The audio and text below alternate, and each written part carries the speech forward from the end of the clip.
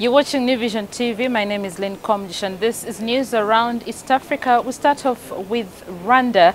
4 people have been killed and 2 others critically injured by a mine collapse in Rwanda. The 6 miners were going on about their daily work when the tragedy happened at Mageragere mining site in Nyarugenge district. May their souls rest in peace. From Kenya, the Kenya Film Classification Board has banned from airplay a song dubbed Taka Taka by Alvin aka Alvindo, produced by Fast Cash Music Group. According to the authorities, the song is deemed offensive to women. News from Tanzania. Retirees in Tanzania all smiles after government paid 888 billion Tanzanian shillings to them until February the 28th this year. The Tanzanian government further promised to pay all dues to the pensioners.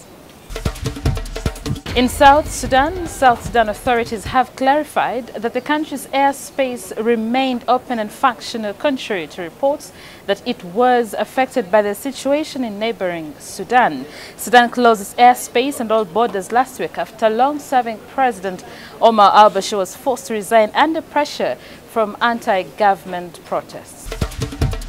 In Uganda, residents of Oyam district are mourning the death of 2 people who were killed by stray elephants over the weekend.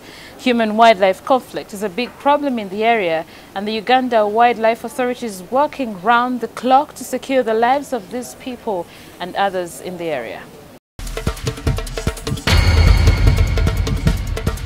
Away from East Africa, we take a look at what's making headlines around the world.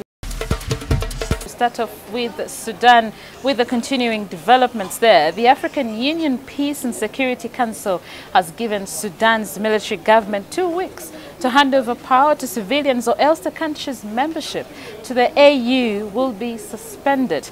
But the military government says it will hold power for 2 years before organizing elections.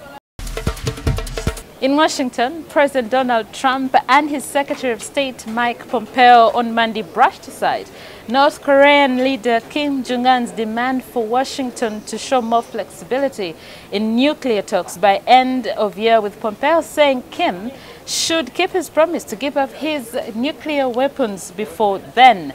Now, asked about Kim's statement last week that he was only interested in meeting Trump again if the United States came with the right attitude, Pompeo told reporters that the president was determined to move forward diplomatically. In London, stock markets inched higher on Tuesday as reassuring data about the health of China's economy helped investors shrug off disappointing bank earnings in the United States, while volatility in European markets took another leg lower. European shares followed their Asian counterparts and opened marginally higher. We continue to follow developments in Libya. Now, the Eastern Libyan commander Haftar Khalifa tried to stage a coup by issuing an arrest warrant for Prime Minister Fayez al-Sarraj.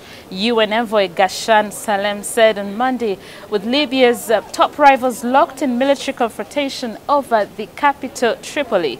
Haftar, 75-year-old former general in the late dictator Muammar Gaddafi's army, has been building up troop numbers and intensifying airstrikes in a campaign he's selling as necessary to restore order and eradicate jihadists.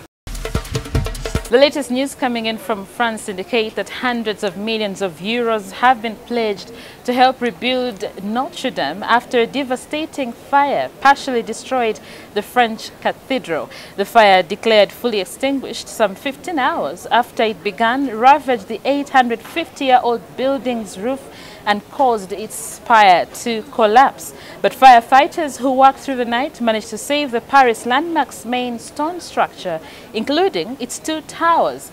The cause of the fire is still not known. And that's all we had for you around East Africa and around the world. I leave you with Ruth Nastaje taking a look at what's in today's pullout. Mwalimu.